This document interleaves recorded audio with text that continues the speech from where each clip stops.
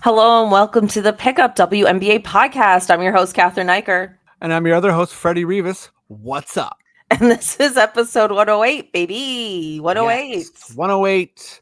Everybody follow us on your social medias, Twitter, Instagram, YouTube, at the Pickup WNBA podcast. We've been getting a lot of comments, likes, reviews, Corrections on pronunciations. which is an ongoing process. We're putting in the work. We're gonna nail every. Listen, every name in the league. We're gonna do this. We got this. Last week we had our 2024 redraft episode, which was really fun. I really enjoyed doing that with you. I felt like towards the end of that episode, like I just had my head hanging, and I felt the comments before they even happened. Mm-hmm. You know what I mean? That was like the one time I knew what the comments were gonna be before we even released the episode. And then you start to guess yourself, and Yeah. mistakes you wouldn't make previously, you start to. Mm-hmm. I did want to shout out one of the comments because I really, really appreciate this. And this is like, hey, as a listener of other podcasts, you really went out of your way, and obviously I don't know what your full name is, but on YouTube it's Aya Bell, ABHOJWANI 24, and she let us know that she is a major Cameron Brink fan, and we drafted Brink too low, and she gave us a full comment and rationale about how good Brink is on defense, and she wrote it all out on Spotify. But she wasn't sure that we were going to see the comment. So she migrated her entire comment and philosophy around Brink to YouTube. So to make sure we saw it. Yeah. Intense dedication to make sure we laid eyes on it. So thank you very, very much. We appreciate that. We appreciate that so much. And I believe this is our resident Sparks fan. I believe unless this is a different Sparks fan, because we had another Sparks fan comment to us earlier in the year.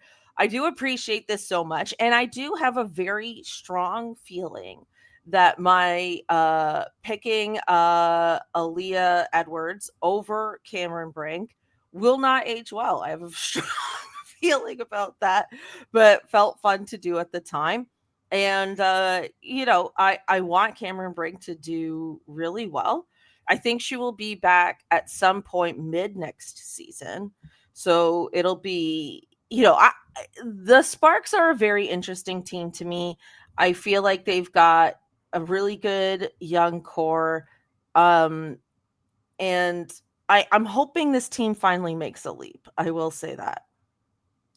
This is the life of a podcaster where you are trying new stuff, you're coming out with takes, and some of them are going to age well, some of them are not going to age well. So I also did not draft Brink.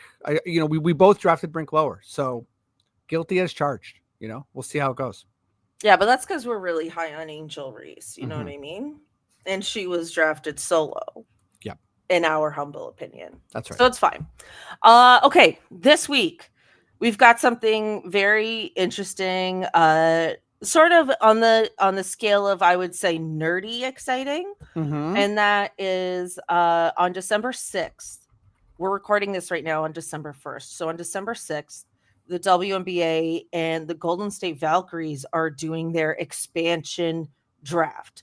So this is a bit of a complicated process. And the crazy thing for Freddie and I, even though we've been watching basketball, both NBA and, in more recent years, WNBA, we started watching in like 2020 with the WNBA. This is our first time really watching an expansion draft. Right. So this is going to be really new for us, but in a really exciting way. So what that means is every single team in the league is able to protect what they consider to be their top 6 players. Okay. Everyone else becomes eligible to be a part of this expansion draft. So you can kind of assume for each team who some of those protected players will be. Um, there are a few players who are exempt from being a part of this or considered ineligible because of their contract. But most of those players are already stars that would be protected anyways. Like I think Brittany Griner and Nneka Ogwumike are considered ineligible. So what we did, and shout out to Kevin Pelton. Is that his name? Kevin Pelton? Yep. Yes. From ESPN, who did a really great breakdown. You can check out his article about who, he thinks will be protected and who will be eligible. So what we did was we looked at this eligible list, and we have gone through each team and picked just one player per team that we think would be best suited on the new Golden State Valkyries. A couple things to note. We are not actually predicting what the Golden State Valkyries will do because we don't know exactly how many people they will draft. Yes. They don't necessarily need to draft 12 players, right? Because we know there's only 12 roster spots per team. They have 2 draft picks coming up, and they also want to leave some room to possibly try and sign some free agents. So they could end up drafting 7, 8 players perhaps. We're not entirely sure.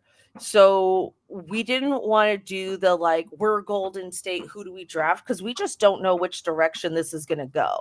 So instead, we're looking at each team. We're looking at who we think their eligible players will be. And then out of that group of eligible players, who do we think the Golden State Valkyries, or who do we think would be good on a new developing franchise team? And I think this is going to be an interesting exercise because there's always an argument for get young talent, get rookies, get sophomores, get people who, you can kind of develop with over time and you don't really know what their ceiling is yet. And then there's the flip side where it's you also need veterans, you need people who can help lead this team, etc. So I think it'll be a very interesting sort of balance and dance between those two philosophies with the players we're looking at today. Cathryn, you nailed it. That's what I call consolidated thinking, folks.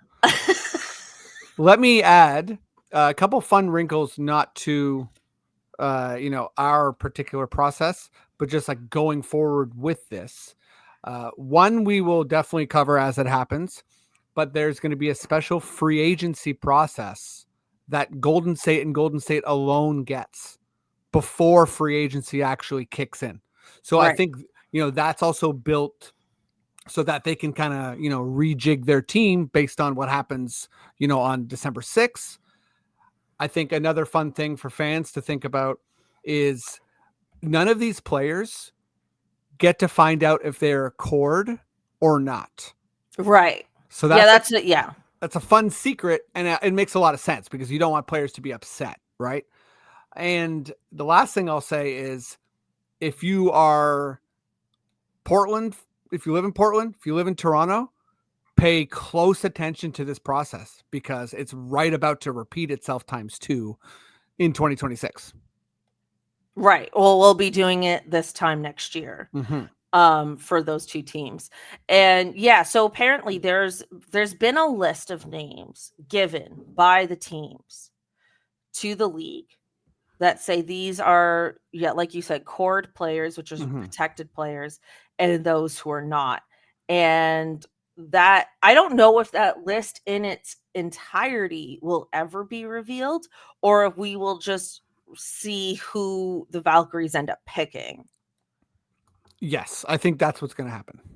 Yeah, so we'll be tuning into that. And then on next week's episode, we'll be reacting to who they pick and maybe have some insights as to why and sort of start to see how this new team is going to shape up.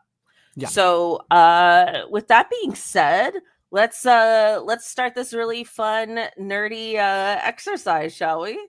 Let's do it. Okay, what team are we going to start with, Freddie? Let's go alphabetical, you know? Sure. So we're going to start Let's with see how much you know your alphabet. I do know the alphabet, but I also have written the teams down in order, which is helpful. Good.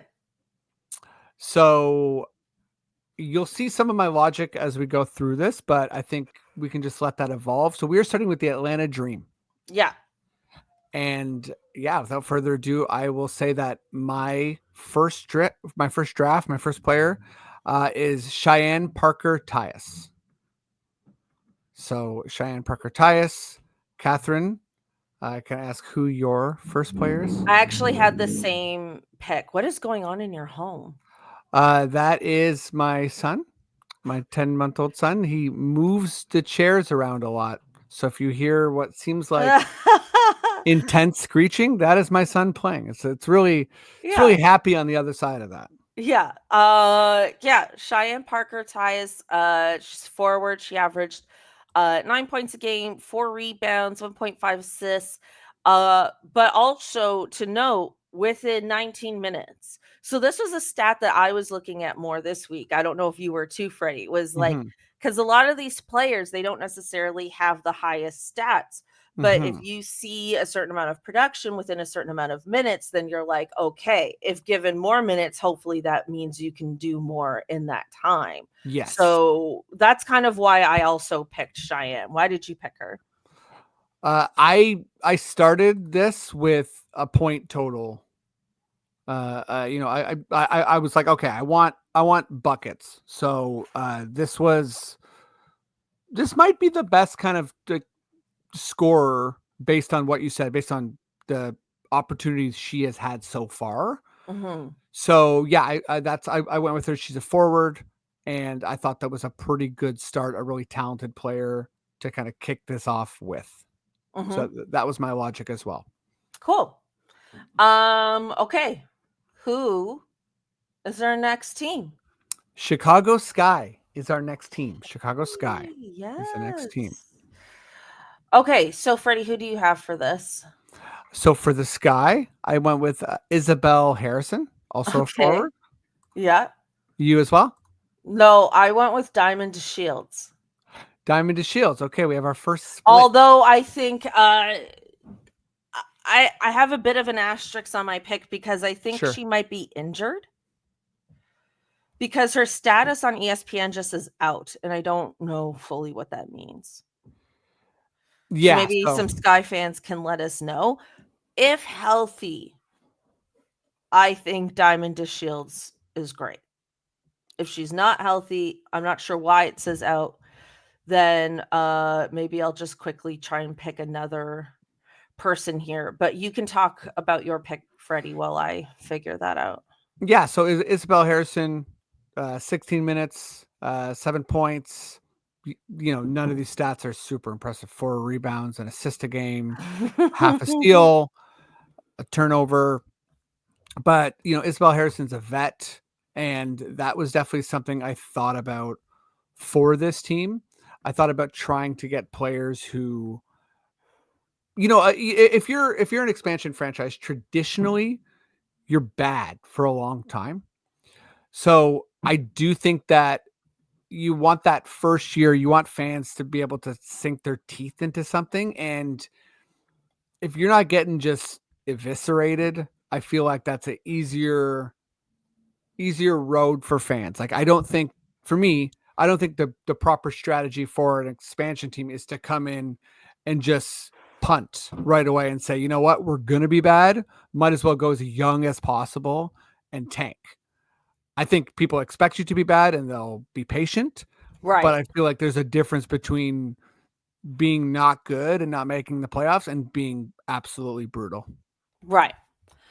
Listen, I'm going to stick with my Diamond to Shields pick. I like it. I don't know why she's out. I don't think she'll be out for long or forever. But her average last year, okay, hear this. 4.5 points a game, 1.4 rebounds, 1.3 assists. But here's the thing, all of that in an average of 13 minutes. Yeah, so very So when you effective. think about that, it's like, okay, there's real production here. Also, her career average is more than double all of that. It's 11.6 points, 3.7 rebounds, 2.1 assists. And she's 29 years old. So she's older, like you would consider her a vet, Mhm. but she's not old by any means. You know what I mean? She's not like at the tail end of her career, hopefully. So to me, it's like if she's on a team, I just feel like there's a world where A, she's healthy, and B, is on a team where she could be contributing quite a bit. And I remember her being a big part, like, correct me if I'm wrong. Was she not a part of the championship Chicago Sky team?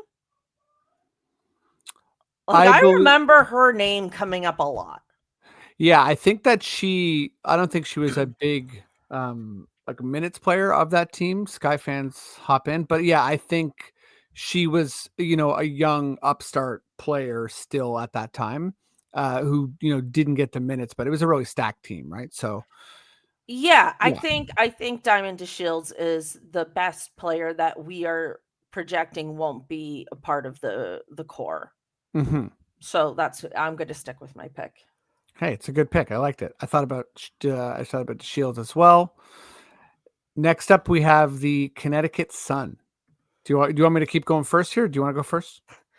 This was the one team where I looked at their sort of like not cord players and Uh-huh. I was like, I have no clue. Yeah. Like this was really the one team where I was like, I don't know. This might be the one team that even the Valkyries is like, you know what, we're gonna leave Connecticut alone here. Like I feel like and maybe this is sort of indicative of like what happened with them last year in terms of like, their starters having to carry so much more of the weight. But I ended up picking Olivia Nelson Adoda. Mhm.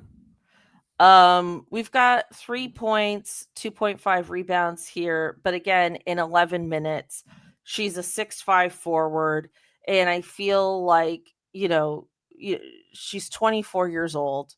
You always need a big, right?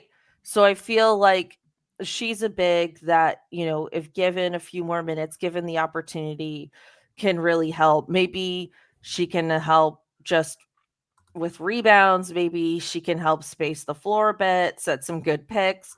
This, even with this expansion draft, is probably a player coming off the bench, but for all the players coming off your bench is somebody who could really contribute. So that's kind of how I'm looking at this. Yep, I think that's a solid pick. I went with Tiffany Mitchell, Mm-hmm. and the main idea here is I sort of strayed away from this a little bit as I went along, but I really want my team to resemble a team. So I have two forwards so far. This is my first guard, and Tiffany Mitchell's played 266 games. She's like a full on vet. She played for South Carolina. She is someone who's been around the league, knows the league. Obviously, with the Sun, she wasn't a major part of the rotation, but she played 16 minutes a game and 5 points. And I think, again, the Sun were awesome, right? So a lot of people ahead of her in the pecking order, and I don't think that necessarily speaks to her skill level. And for a team that's going to be so new, this is someone who has been there. I think fans are going to enjoy. And yeah, Tiffany Mitchell, she's 30, so similar. She's not like on the way out, right? Another thing that kind of crossed my mind just as me and you started talking is with some of these vets and some of the skilled players that are not super young. I think when it's the middle of the season and certain teams are making a playoff push, Golden State might be able to position themselves to sell off and say, "Hey, you want this vet? Mm. Want this player?" I think they'll be able to kind of continue their building process if they have a lot of rotation worthy players. Right. So it's not even about like who's going to start or play for this team, but it's almost like who could we best leverage for the other players we want down the line. Yeah, and again, I'm sure I do have a couple players who are young, and I think the teams they have too many players that have to core. So I think Golden State can kind of get in there and grab a young talent. Yep. But I wanted to make sure I got some vets. Yeah, for sure. Okay. Who we got next? Okay, next we got the Indiana Fever, which is a very interesting team considering they are very much, no longer rebuilding. They're not, me used to rip on the Fever all the time. They are good. So I think in a lot of ways it's clear who they are going to core, but also, like you said, the first 3, 4, 5 players, yeah, that's always pretty clear. But then when it gets to that player 6, player 7, or, they only can core 6 players. But when, if you're between like 5 and 8 on this team, I think there's a lot of different ways to go. So I don't know if you want me to kick this off. Yes, please. I'm going with Christy Wallace. Christy Wallace is a guard. So far I have 2 forwards, 2 guards. So my team, this is where I started to think like, okay, I'm not big. My team is too small and I might be putting myself into a little bit of a corner, but she played 17 minutes a game, 5 points, 2 rebounds, 2 assists, a steal. But this is someone who was playing behind Caitlin Clark and Kelsey Mitchell. Yeah. Right. So, and Lexi Hall. So this is someone who really, there's no opportunity, honestly. And I think going forward, we all know whose show it is. So yeah, I think that if you're Christy Wallace, new opportunity could be really good for you. So I went with Christy Wallace. Yeah, I agree. I was going back and forth between Christy Wallace and Erica Wheeler for the same reason. They are both guards. They were both essentially, backups to one of the greatest guards we've ever seen in this league's history. They're both young. I think it's like really great learning experience to have spent a year with Caitlin Clark. These are 2 players that I think would be great given an opportunity outside of that. But they're going to have to keep one backup or backup to the backup, if you will. Who is your, you know what I mean? They're going to have to keep one third guard. They both have similar stats, but Christy Wallace's stats are a bit better. She's 4.7 points, 1.8 rebounds, 1.7 assists.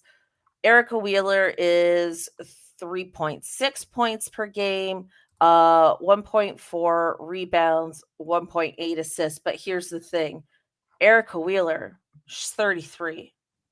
So I'm going with Christy Wallace also. Oh, you took me down a little bit of a journey there. I did. I thought you didn't reveal. When you first said Erica Wheeler, I was like, oh, okay, I was thinking that. And yeah, that's quite the journey. Shout out to you for keeping me trying to make this interesting. No, this is good. This is good shit. This is a good pod. Listen, this is the nerdiest episode we've ever done. This is the nerdiest episode we've ever done. By far, truly. But can I say thank you, Engelbert? Thank you to the WNBA for creating this nerddom, because so much of my, like watching and podcasting as a fan and a WNBA analyst is it's tough with the offseason being so long, and it's really hard to follow both overseas basketball and the NCAA. But this is legit W content, because one thing we haven't really talked about, but I think it's really important, is that this is huge for Golden State. This is going to really shake up the entire league. This is going to affect the whole league. Like, a lot of teams are going to lose a player that they wanted to core and could not, right? So that messes with your plans. Yeah, and there's some more, like, I would say higher profile players coming up with a few other teams that are, still to go. So yeah, Definitely. I think next week we'll be able to react more to how we think this might affect teams. No, once we know who's actually going. I know our goal isn't to predict who they select, but I am curious how many players we do nail. Yeah, I am too. Okay, this next team I think is going to be, for me, it's very much a known player, and they are stacked, and they won the WNBA championship. It's the Liberty. Wait, So hold on. Did we do Dallas? did I skip Dallas? Whoa, that would be absolutely. Yeah, we skipped Dallas.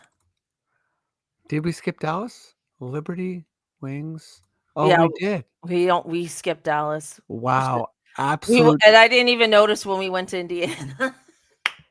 absolute We disrespect. don't know our alphabet. Wait, Atlanta, Chicago, Connecticut, Indiana, Pew, pew, pew, pew. New York. Oh yeah. You Oh, told you know what I did? Dallas. Look, check this out. I don't know my alphabet because what I did do was I did the alphabet, but for each conference. So yeah, it's Wings. You're gonna have to wait. You're gonna have to wait for the Liberty, folks, because Freddie doesn't know his actual alphabet. He only kind of knows it. Right. Okay. Yeah, Wings. but also like L is before N, right? So we'd have Las Vegas and then Los Angeles. There's a lot of ways it doesn't work. I'm realizing. Okay. I made a mistake. Minnesota. And Minnesota. Yeah, I made a mistake in more than. Listen, I butchered the alphabet. The element of PO messes me up every time. You know, how do you say it? Do you enunciate every letter? Do you just plow through? All right. Okay, who's your Wings? Well, we talked a lot about her last week on our rookie redraft. I'm going with Sevi, because her name is spelled Sevgi, but I think the G silent. Mm-hmm. Sevi Uzan. Okay, I like it. Here's the thing: she's got 4 points a game, 1 rebound, 3 assists. But I like Sevi. I think she made a splash in a draft that she wasn't even really a part of. You know what I mean? In a rookie class, Mhm. I mean, in a draft that she wasn't really a part of. I think this is the type of player where maybe their stats don't jump off the page, but you're like, hey, this player is given a bigger opportunity. They could really make some noise. This is one of those, like, I'm taking a flyer on this person and I'm going to see what they can do. Hey, you got to take some flyers. I also fully took a flyer for my player. Uh-huh. So it's her 4th year. She's 6'7". I needed a center, so I'm going with Kalani Brown. Played 13 minutes a game, 6 points, 3 rebounds, an assist, almost a block. You know, really, this is not popping off the stat sheet at all. However, I do think that I really tried to make my team have all of the most important positions, and I didn't want to have an undersized team.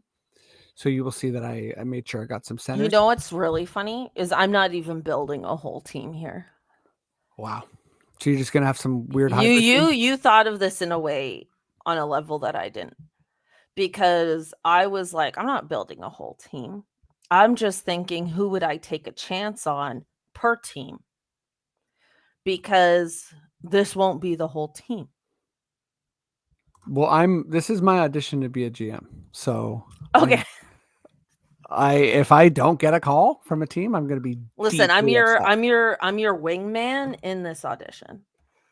I'm trying to help you out. Okay, thank you. You're welcome. That's really funny. Yeah, because I wasn't even thinking like, oh, I need a center, this, that, and the other. I was just like, all right, who would I take a chance on? Best Come player on, come on, Sevi, let's go. Okay. Okay, so now it's gonna be the Aces. Yeah. Okay. So this is one where, the Aces have a lot of high profile players, right? Mhm.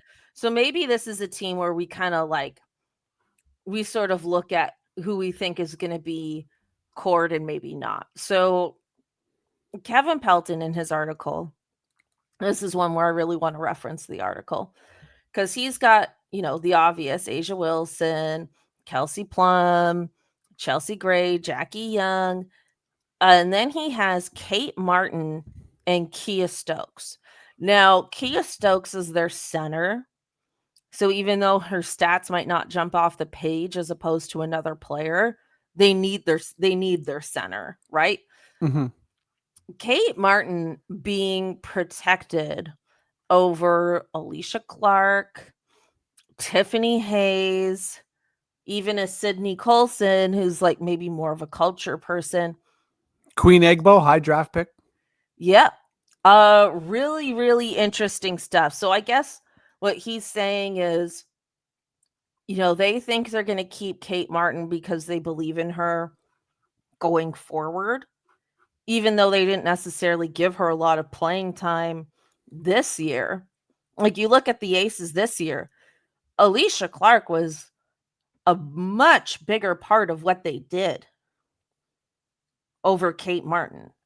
But he is like fully saying like they're gonna core her and not and they're gonna let Alicia Clark go. Like they're basically he's saying they're gonna pick Kate Martin over Alicia Clark, which Mm-hmm. I think would be one of the more controversial things to happen in this draft if it actually goes that way.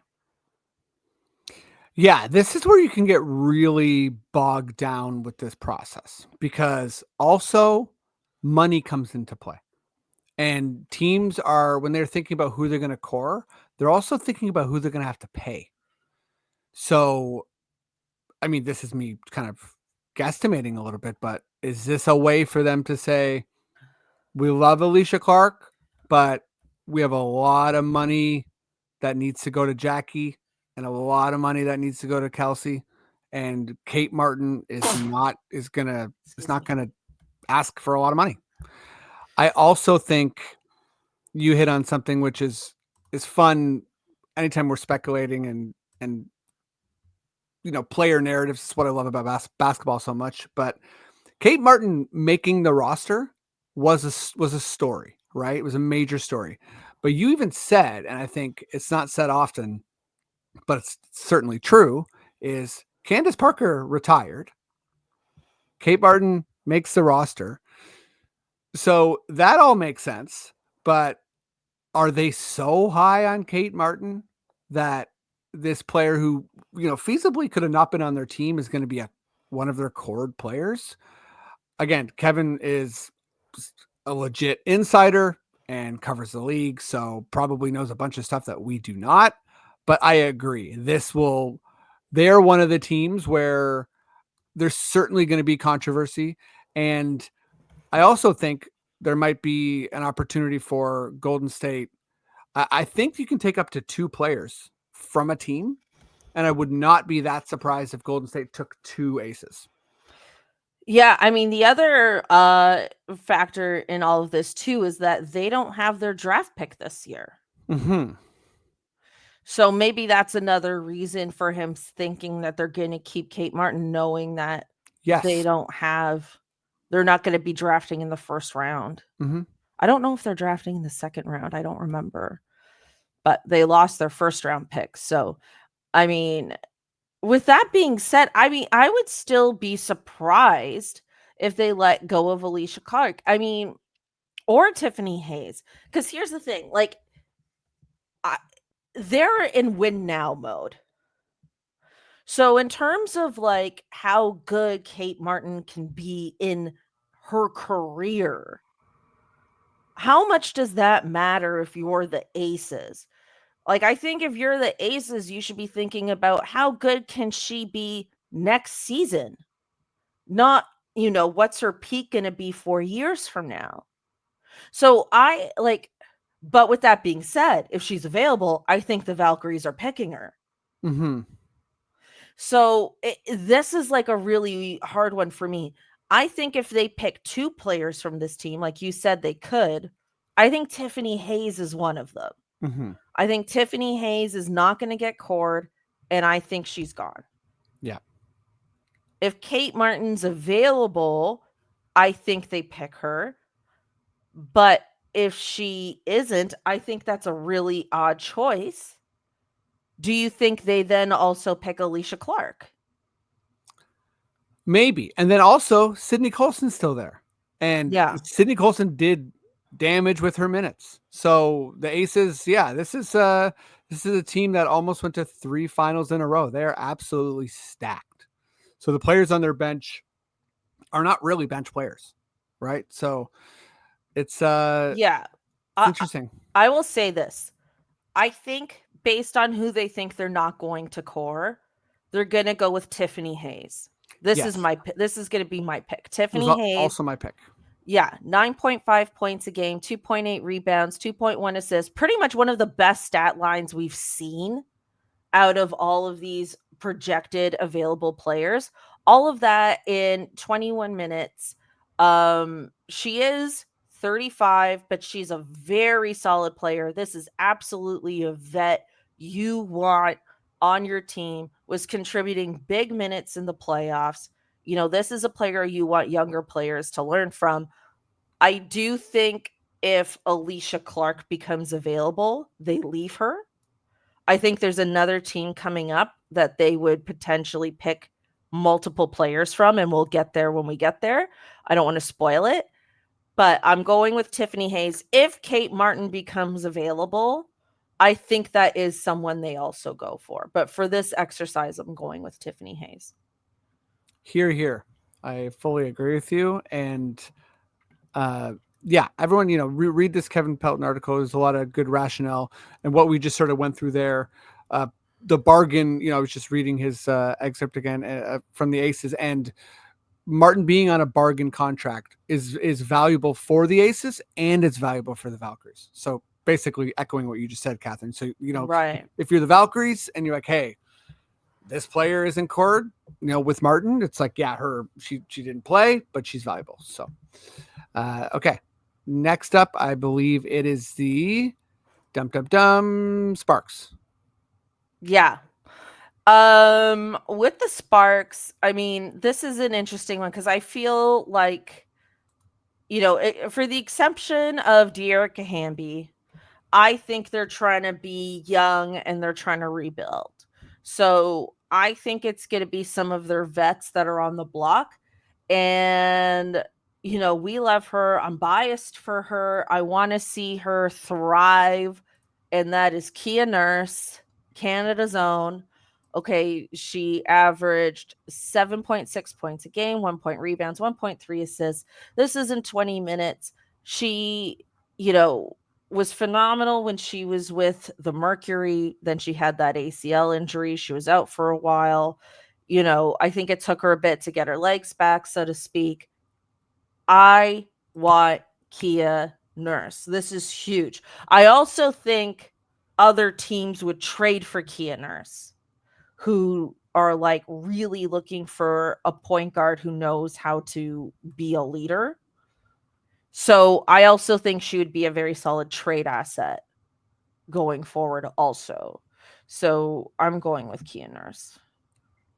Well, I promise our listeners that I'm not just copying Cathryn, but all of that logic is exactly why I also chose Kia Nurse.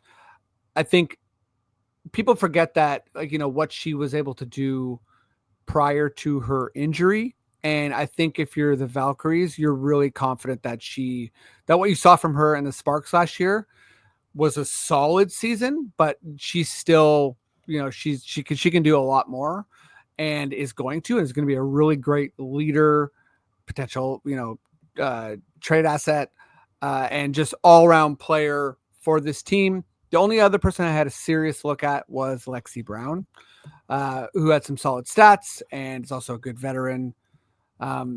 Again, she's one of those people who has status out, which I'm not exactly sure what that means. I don't know how long that means that she's out for. Anyhow, I went with Kia Nurse. And who do we got next here? It would be the Lynx. The Lynx. Okay. This might get dicey. Hold on. I'm trying to add them to this spreadsheet here for us, Freddie. Well, I don't know if you're using it or not. But anyway. I am. I'm using a couple things here. I got. Oh, thank you. You've been keeping up. I appreciate that. here's where I broke from my entire logic.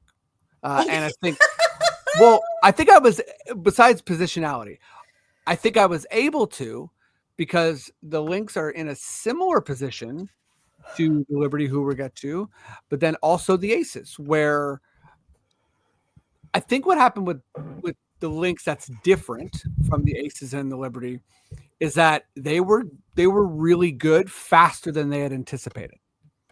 So they don't have a bunch of vets who have been a part of this team for a long time that like things are super clear cut.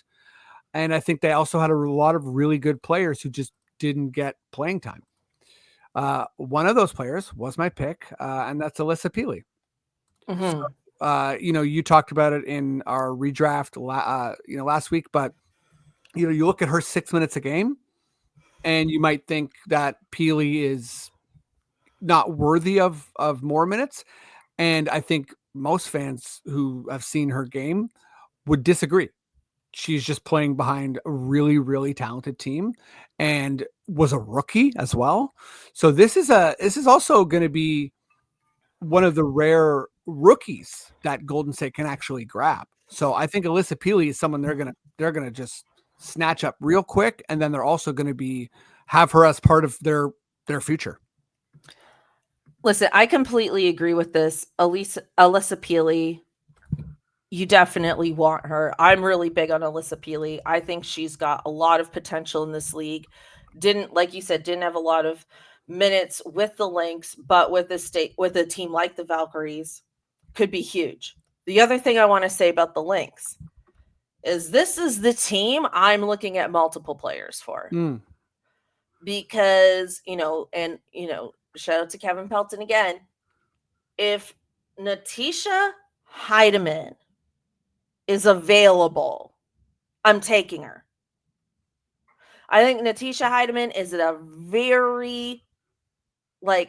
she's a very valuable guard. I think her value is greater than just what her stats project. Like her stats, it's like you look at it and it's like 5 points a game, 1.5 rebounds, 2.4 assists. But like she was huge for them in the finals. She had big points for them in really key moments. She helped them get on a run multiple times. That series doesn't go to 5 games without her, I don't believe. She was a big part of their depth. She would be a phenomenal backup point guard if you could get her. And I think this is the team I'm taking 2 players from this team. Sorry, Lynx. But I mean, what's also rough for a really good team when an expansion team comes is you've built up all these good players, and then you just sort of get, you get like pickpocketed a little bit. But I totally agree with you about Heidemann. Okay. We got who do we have next? Is it New York? Are we finally in No, it's Minnesota. Oh no. Wait, you didn't miss the Lynx. Wow, what's wrong with me? What's wrong with us, Freddie? I don't know. We're both messed up, okay? We're both people trying to make it in this world.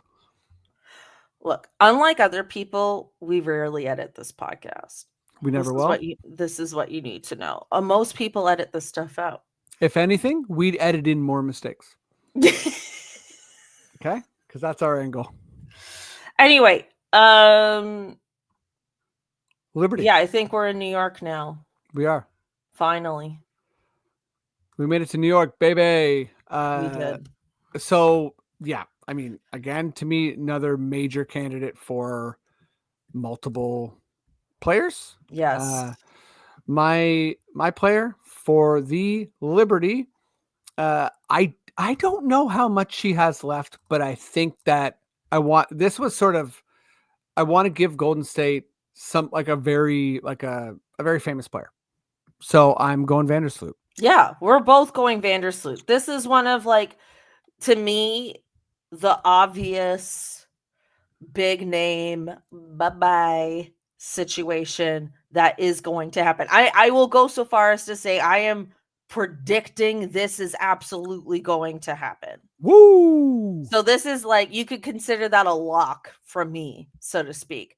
Courtney Vandersloot is not going to get cored by New York, and she is going to get snatched up. Here is who we think will get cored by the Liberty, okay? We've obviously got Sabrina. We've got Brianna Stewart.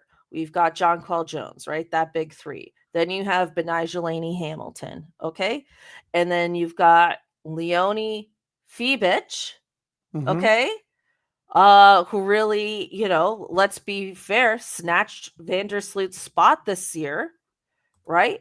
And then somebody who made a big difference in the finals is Nayara Sabali. So that's who we're predicting is going to stay cored by the Liberty. And, I agree with those picks. I think Courtney Vandersloot, really glad she won with them, won with the Sky as well a few years ago. But I think this is, a veteran multi-time championship winner that you can have on a team with younger people. It's a very similar argument that I've given for Kia Nurse, although in this situation it's an even bigger deal. I also think too, you pick her up because she could be a really great trade asset. Yeah. Because if you are, and I'm looking at the Connecticut Sun here, if you're able to retain Alyssa Thomas and Duana Bonner and bring them back for another season, and you try to run this whole thing back with the Sun, Courtney Vandersloot was just a backup point guard on a championship team. And this is a team, I'm looking at them and I'm like, I think depth is going to be the difference for them getting over that hump. And I think she would be a huge part of the depth of a championship team and would better serve her personally and professionally at this stage of her career than being sort of like forced into this mentor role. So I think if you're the Valkyries, you pick her and then you try to flip her for something else down the line. So many good points. That's most of my reasoning for grabbing Vandersloot. Just a funny little potential here, which for sure wouldn't happen, but maybe, you get Vandersloot and Allie Quigley comes out of retirement, joins the team, even though she didn't for the Liberty. But yeah, I think this is another team where if you're the Valkyries, like, yeah, like if you're the Liberty, you're damned if you do, damned if you don't. And if you're the Valkyries, you're like, sweet, we're grabbing multiple Liberty players for sure. So yeah, Vandersloot, Kayla Thornton is like an easy grab. Played, major finals minutes. Rebecca Gardner, you could grab. Marina Johannes, you could grab. Like, it's just they. Oh yeah, Johannes is great, but they could also. They might be able to get Johannes a different way because she was like, it's confusing because it's like she was on the Liberty and then she kind of wasn't anymore. Or like, I don't know if they like officially like dropped her. Or if they like have like her rights, so to speak, but wasn't really on the court for them last season, but was huge for Team France. And I feel like, yeah, with a team like the Valkyries could be given a bigger opportunity, definitely should be in the W. So, but again, that's like a spot that like Leonie Fibich like took this year. So yeah, that's another really interesting name that I think will be floating around and if they, she doesn't end up on the Valkyries, I think she will be on a different team because she's just like such a good player that isn't getting the minutes here. It's like, why hold on to her? Yeah, I mean, it's going to be a very, very dynamic year, especially with the new cap being negotiated and a bunch of players signing short contracts. Like, it's going to be an absolute bonkers year for so many reasons. And yeah, stay tuned with the different machinations of the Valkyries because you hit on a big thing. There's a bunch of players here who they think probably they can get through free agency as well. Right. If they don't draft them. Right. Okay. Is this our last team? We got three more. Three more teams. Phoenix Mercury is next up. We got our final teams. Mercury, Storm, and Mystics. Oh yeah, we have the Storm I know. and the Mystics. That's right. I don't see them on the spreadsheet. I realized there's 2 teams I forgot to put Okay. on the spreadsheet. So Love that. Love that for us. Again, people edit these things out. not us. Never. And this is what happens when we're at our nerdiest. Mm-hmm. Okay, Phoenix. Mercury. I'm going with their rookie last year, Celeste Taylor. Okay. She's 23. She averaged 2.6 points, 1.3 rebounds, 1.3 assists, but only averaged like 14 minutes a game. This is someone I want to see develop, have a bigger opportunity. This is somebody I think you take a flyer on if you're the Valkyries. And also I think like I'm sort of confused as to what Phoenix is doing, but I don't anticipate they're going to prioritize a rookie. So I think that's who I take. I really like that logic. We went different ways here. I went with Monique Billings, 37 games played, 23 minutes. Big part of this Phoenix team. Take that whatever way you want because they didn't do well. But 7 points, 6 rebounds, 6-year vet, 28 years old. So this goes with my kind of vet logic. This was like a safe pick for me. Right. I just need a second here, Freddie. Mm-hmm. I accidentally closed down an important tab from my life. We got a lot of tabs going down here. You want me to count how many tabs I have? 1, 2, 3, 4. You're like, you didn't answer, and I started. I should have said no quicker. Wow, you don't want me to count. I mean, I won't. If you want Cathryn to count more tabs, let us know. Shoot us a message. I think wait, while you load this tab, should I hop on the next team? Yeah, no, I'm ready. Okay. So our next team is the Storm. Next team is the Storm. Dum, dum, dum. So I've got Sammy Whitcomb here. She is 36, but she averages 5 points a game, about 2 rebounds, 1.6 assists. I think this is somebody again you would potentially draft and then try to trade.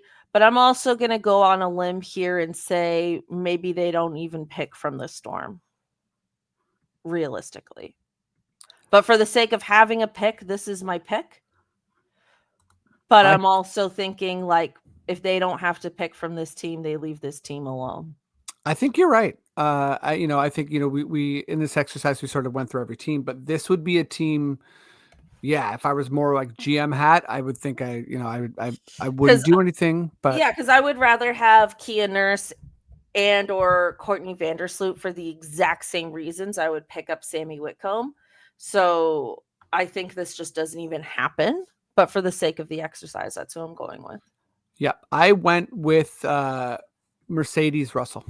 Okay. For this one. So Mercedes Russell, I wanted another big.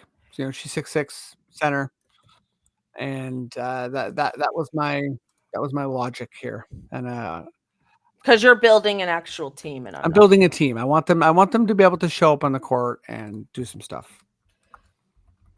Oh, look at us. Me and Cathryn are both being proactive, and I was putting in Mercedes Russell at the same time as her. Ooh, was I faster to the copy paste? You were faster to the copy paste. Okay. We've arrived at our final team. What a relief. I know, we made it. I don't know if this is our best episode. I won't lie to you, Freddie. I think it's the best. Sorry, Trudeau. Sorry, LaChina. You got beat. But the people need this. The people need the nerdiness. I mean, I hope so. I hope that you know who I went with for the I know who you went with. Okay. And I went with the same person. Okay, on 3, 1, 2, 3. Stephanie Dolson. Huge. We got a big. Love we got of a our sharpshooter. lives, Stephanie Dolson. We got a champion. We do. Done. And she's also someone who's been coming back from injury. She is a center. She averages 9.5 points a game, 4.9 rebounds, 2.6 assists. Really one of the better stat lines we've seen across the board today. As a center. I don't know if she starts as a center. They might find another center. They might find a rookie center, but someone who could do a lot for a team. I think if she were on the Valkyries, she would get some really solid minutes, and I think we would see more of her. She played 26 minutes last year, so maybe we're not seeing more, but seeing a lot compared to the other players we've been talking about today. I agree. I think she's gonna do a lot of the dirty work, and again, the shooting is a major thing that she's added to her game that would really, it's going to help put a serious product on the floor. Freddie, I don't know how I feel about being a nerd. It's a pretty esoteric question, but I feel like I'm with you. Sometimes I like it. Sometimes I'm like, I feel like I've gone through this whole episode being like, who am I? Who am I? Have you felt that way? Yes and no. I feel like I can't be anything but a nerd. It's sort of who I am. I lay in bed at night and I can't stop thinking. Wow. See, I've never associated myself with being a nerd, but I imagine I probably am. Like this might be one area of my life I'm not the most self-aware. Well, we're getting deep here. Folks, if you've made it this far, let me say this. I spent a lot of my comedy career, me and Cathryn are both comedians, wanting to be cool. And then I kind of realized that, and I'm not saying this is you, Cathryn, I kind of realized that comedians aren't cool. And the ones that think they are the worst comedians. So I started leaning in and being like, if I'm not a nerd, I'm a weirdo. If I'm not a weirdo, I'm a nerd. I'm somewhere in that mix, but I'm not cool. That's so funny. I think you're cool. Yeah, maybe I'm so nerdy and so weird that at the end of the day, I somehow circle back to being cool. But yeah, but you're not cool because you quote unquote try hard in that sense. It's more like you are just yourself so much that you just are cool by proxy of just being yourself. Wow. I feel pretty good. And for the listeners who were curious, I have 35 tabs open. Wow. I'm sorry I shut that down. And I'm also not, because I'm glad you didn't count that on the pod, but I'm happy to have that number. I counted it as we potted. Yeah. I don't just have that number ready to go. But you didn't count it out loud. No, because I'm not that crazy. Yeah. Although that would be. Do we have a fun question this week? I think the fun question is, how do you identify with being a nerd?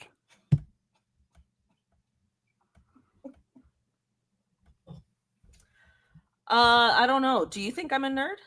Yes. Really? How so?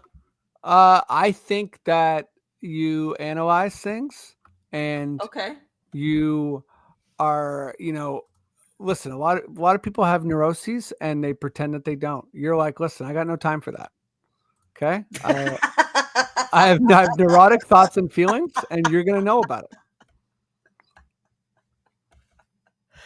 I am honest. Yeah. And I am assertive, I've been told. You are. It's great. It's good to be around, especially for me. You almost sounded sarcastic when you said that. Maybe I did, but I'm not. Let me just tell everyone quickly that we had, when we were doing the for American listeners, our interview with the leader of our country, Prime Minister Justin Trudeau, there was a moment where they kept asking us to speed things up, like before we were going to do the record, and they were like, hey, can you do 15 minutes? We're like, sure. Like, can you do 10 minutes? And we're like, okay, we'll try. And then they were like, can you do 7 minutes? And we were both like, I don't know. Yeah, sure. And then on the day of, someone went up to Cathryn and they said, we heard you can do 5 minutes.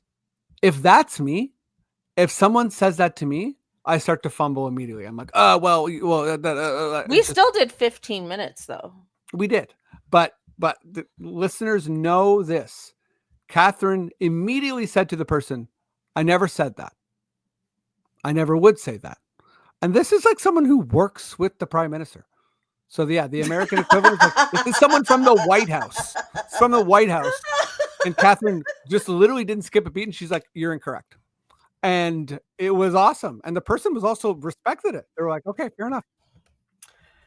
Because they were pushing us because it was their job, right? You know what's really funny about that? I never thought of that.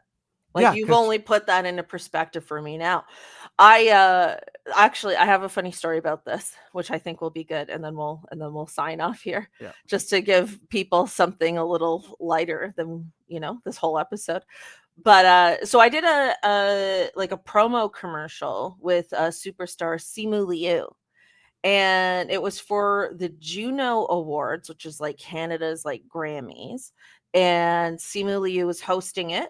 And we were doing a promo video for him hosting the Junos.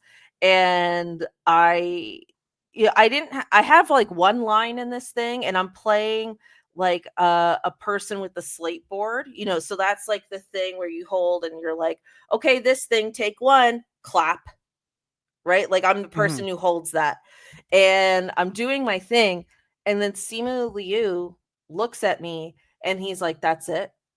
That's all you're going to give to the performance? And I'm like, well, I'm just trying to be a realistic slate person. Like, I mean, what am I supposed to do? The Juno Awards with Simu Liu, take one. It's like, that's not realistic. That's not what they do. And then Samantha, shout out Samantha McAdam, who's directing it, told me later, she was like, I can't believe you stood up to Simu Liu like that. And I was like, oh, that never occurred to me. It's just, he's not the director. He's not supposed to tell me how to act. You are. Legend. But he also respected it. Of course he did. And then the real person in the crew, who was the actual slate person, told me I did a great job. And that actually really mattered to me the most, because I was like, I'm literally playing you in this. Wow. So if you're telling me I did good, then I know I did good. The person just sits down, single tear. I am. Yeah, because it's like, it's a monotone role. It is. I'm not supposed to be like, you're not starstruck. No, and I'm not trying to steal, and I'm not like stealing the spotlight from him either. That would also be really disrespectful and unprofessional. Maybe you aren't a nerd. Maybe you're a badass. But it was just like, it's one of those things where like in the moment, I'm not thinking, I'm going to stand up to you, Simu Liu, who was otherwise, by the way, very nice. Like you know what I mean? He was very cool. Mm-hmm. And that's why I think he felt like he could just like chit chat with me like that, because he was being very chill. Mm-hmm. But I was also like, no, like I'm not, that's crazy. Just totally shut down his idea. But he didn't seem to mind. He didn't seem offended or weirded out by that. He was just like, oh, okay. Cathryn Niker, legend. You don't have a story like that? Of being decisive with someone? No, not really. I'll do some homework and I'll think of. I'm good at not being. This sounds fake, but it's quite real. I'm not rattled by any form of celebrity. I'm just not. Doesn't. I don't get like nervous or like anyone I've met in my life. I'm sort of pretty chill about it. I think I'm going to slightly contradict you here. Okay. I think you can get a little nervous. I feel like I've seen you get a little nervous, but around one Courtney Williams, if you recall, you were nervous around her. But one thing I will say you don't get rattled by is fear of embarrassment, which is something you and I do not have in common. Where I'm like more easily like, oh my God, this is so embarrassing. I'm so mortified. Oh my God, we've mispronounced how many names on this podcast. I'm like hanging my head, like, good God, and you're like, hey, this is fun. We're having fun. Who cares? Let's keep going. This is great. Everything's great. And I'm like, everything's Gotta plow terrible. Through. I will say, once I make a mistake and I'm like backpedaling from my own mistake, such as the Courtney Williams thing, I'm like, I start to just go inside. So I do get rattled. I was like fine with Courtney until she was like, I'm going to poke some fun at this guy. And then I was like, rattled. You know what I mean? So I'm good with celebrity, but I'm very rattleable by anyone, not even celebrities. I could be, if I'm on the Jane bus, it's the bus I take, and someone said, this is not your stop, I'd be like, I think it is. And they're like, I know it's not. I'd be like, okay, I guess I'll keep riding. That is correct in terms of my experience of you also. Yep. All right. Well, we've revealed a bit about ourselves. Listen, next week we'll react to what happens. We'll have some fun. I feel like this episode, although nerdy and informative, didn't have as much as our zhuzh. Yeah, we did the dirty work. This was a dirty workout. Yeah, so I just wanted to acknowledge that there was less zhuzh in this episode than and listeners normal. let us know if you're like, we want never Stella do this again. You're like, let us know either if Stella needs her groove back or if Stella never had her groove. Wow. Okay. Well, and shout out to anyone who knows that reference. So thank you, everyone. Thank you for listening, for tuning in. Appreciate you so much. Like, subscribe, leave a positive review, leave a critique if you need to, but please, be kind. We will see them on YouTube, I guess. Shout out to our listener who made sure we saw her comment. We appreciate you. Cameron Brink for life. Thank you again, and we'll catch you next time. Amazing. Thanks, everybody. Peace. Bye.